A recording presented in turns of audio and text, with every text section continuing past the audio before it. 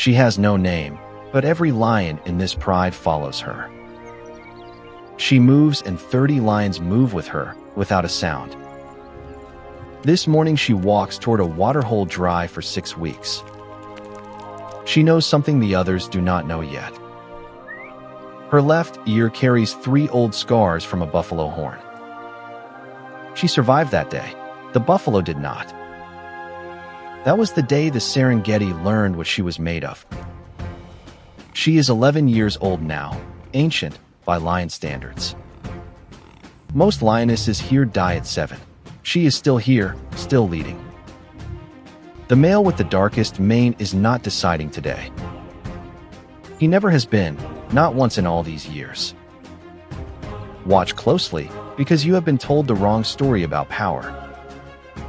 She pauses and lifts her nose into the wind for 3 full seconds. The rest of the pride freezes mid-step, every body waiting. This is how it always works. Her signal, their response. No one trained them. This is 30 years of earned authority. She turns south. Without a sound, 30 lions turn south with her. Not even the dominant male questions the direction she has chosen.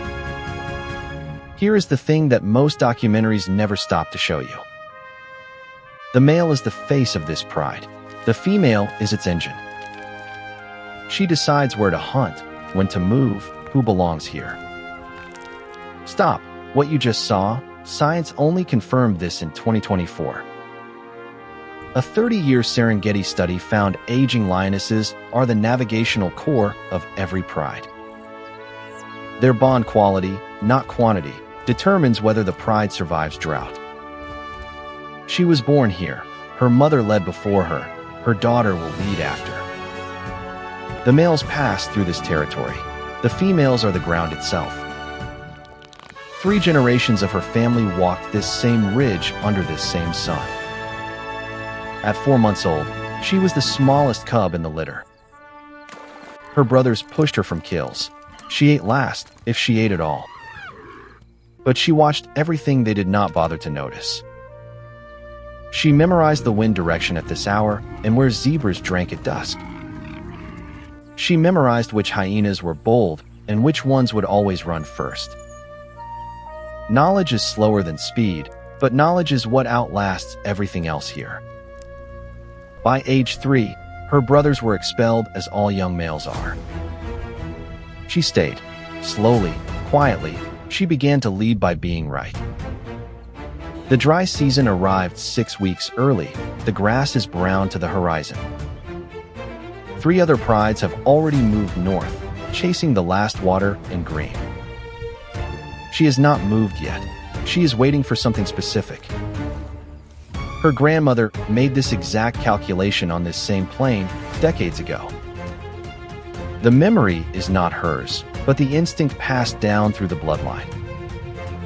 Now see this from the dominant male's position, 40 meters behind her. He is larger, louder, and controls access to every female in this pride. But he is watching her and waiting, just like everyone else. This is the hierarchy no documentary title card has ever shown you directly. She begins walking again, southeast, away from the cracked mud and dead grass. The pride follows without hesitation, spreading into a loose formation behind her. She leads them past the dried waterhole she has marked for 40 seasons. She stops at the edge of a dry riverbed cracked like old pottery. Underground, below that cracked surface, there is water. She can smell it. She digs with one massive paw, then both, sending dry earth back behind her. The cubs crowd around her, watching every movement, learning without knowing what lesson this is. Within 3 minutes, muddy water seeps up through the floor of the riverbed. The pride drinks, cubs first, the matriarch watching every direction from the edge. This is what 11 years of walking this specific land gives a lioness. Not strength or teeth or size, a living map no newcomer can buy. The resident male has changed 3 times since she first led this pride. 3 males came, roared, fought, marked every acacia, and were eventually replaced. She outlasted all 3 of them. The pride never missed a migration because of it.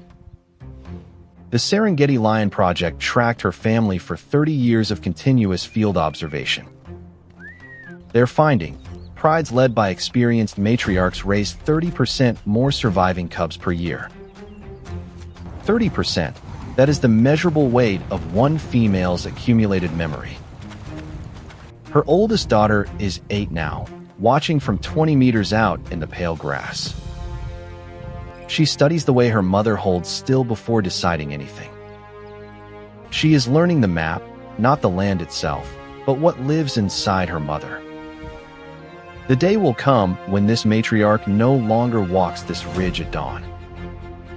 Her daughter will be standing here, then her daughter's daughter. The males come through this landscape like dry season storms, loud and then gone.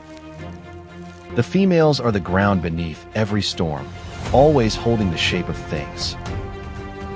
She turns to face the setting sun, her scarred ear catching the last orange light.